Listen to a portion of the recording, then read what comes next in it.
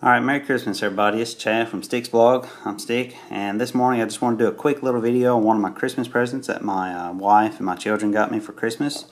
And as you can tell by the box, it's a zero tolerance knife. As far as the model, you can see here it's a 0550 Rick Henderer design. This is a collaboration knife between Rick Henderer and Zero Tolerance. Also, just in case you're not aware, Zero Tolerance is a kind of a higher end knife line off of Kershaw. So this is actually a Kershaw made knife. It is made in America, and as you can tell, it came in a really big box, and there's a good reason for that. That's because this thing is a beast. I want to say I would really like to have a Henderer.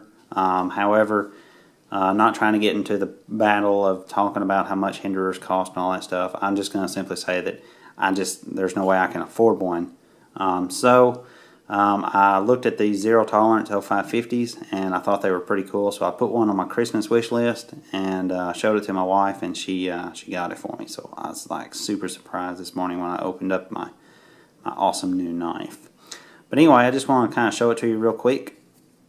Altogether, the knife itself is 8.125 inches long. It's got a 3.5 inch S35 VN steel blade on it.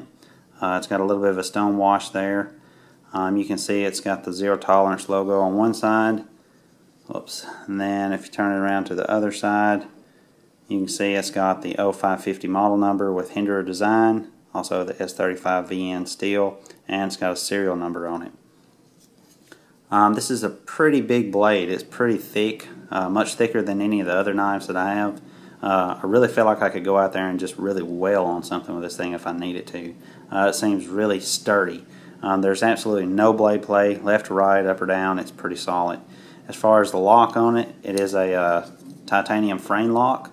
That's one of the biggest reasons I wanted it, because I don't have any titanium frame locks just yet. This is actually my first titanium frame lock. So I was really wanting it for that. It's got thumb studs on the blade. However, those thumb studs are they're also the blade stop. As you can see, whenever the blade kicks back, those thumb studs is actually what catches on the handle here and stops it. And like I said, blade play, there's none that I can speak of.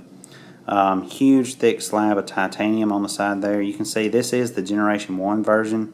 The Generation 1 version, it's got the cutout on the inside rather than the outside. Sorry, my camera's not focusing too well there. And also, as you can tell, on the Generation 1, it's got the older pocket clip.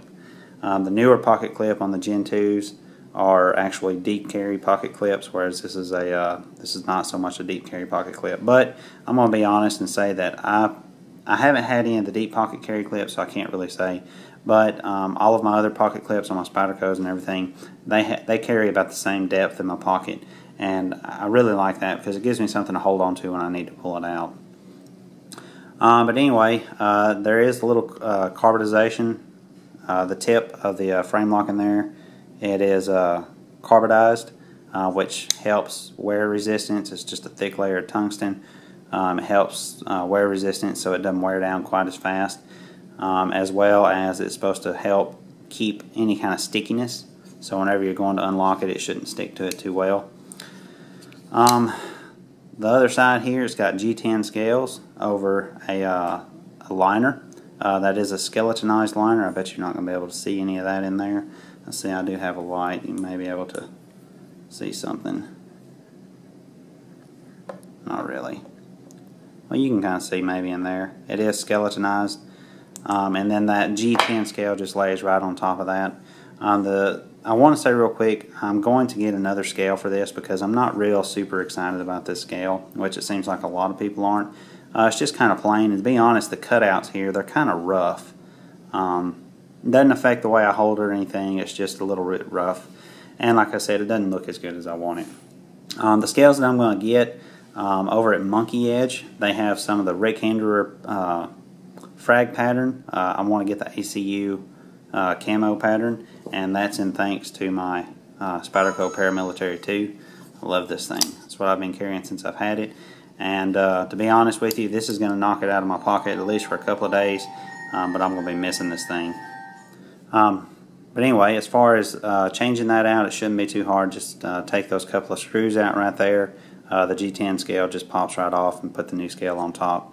However, those scales are $65, so that's something else to add to the cost. The knife is 5.8 ounces, so it is a heavier knife than what I've been carrying. But I've got to say that once I put this thing in my hand, I mean, it is just on. It is super comfortable. The way the handles and everything's cut out, got a little bit of a finger choil there. It's really nice. It's got some jimping on the top of the blade here. It's got a little bit of jimping on the back handle, and then it's got a little bit of jimping right here on the actual frame lock. All in all, man, I'm really super excited about this knife. I'm looking forward to getting that other scale and putting on there. I think it's going to look a lot better. I'm not super excited about the ZT logo there, but, you know, hey, I'll live with it. I want to say that a lot of people complained about the detent on these whenever they first got them, and I'm going to say that it's not near as smooth as my Spyderco's or anything like that to open. However, I can open it one-handed. I can close it one-handed for the most part. There are a couple of times it seems like I'll pop this thing open and the lock does want to kind of get stuck just a little bit up against the back of the blade. So there's a couple of times I really have to jam my thumb in there and kind of really push down. You know, there's not like a little indentation or anything that pops out. It's pretty much all flush and smooth, so you really got to get your thumb in there. And that's a big, huge piece of titanium to be pushing on with some jimping there. So it can wreak a little bit of havoc on your thumb if you're not used to it. But anyway, the Zero Tolerance 0550, I'm super excited to have it. Awesome Christmas present. I want to say thanks to my lovely wife, Brandy, for getting this for me, and my beautiful children, Matthew and Emily. I'm really excited, and I'm glad you got it for me. Looking forward to carrying this thing for a while and seeing how it does for me. Like I said, I feel like I could probably go on and take on the world with this thing. It's just a beast is what it is. Anyway, guys, I appreciate you watching. I'll see you next time.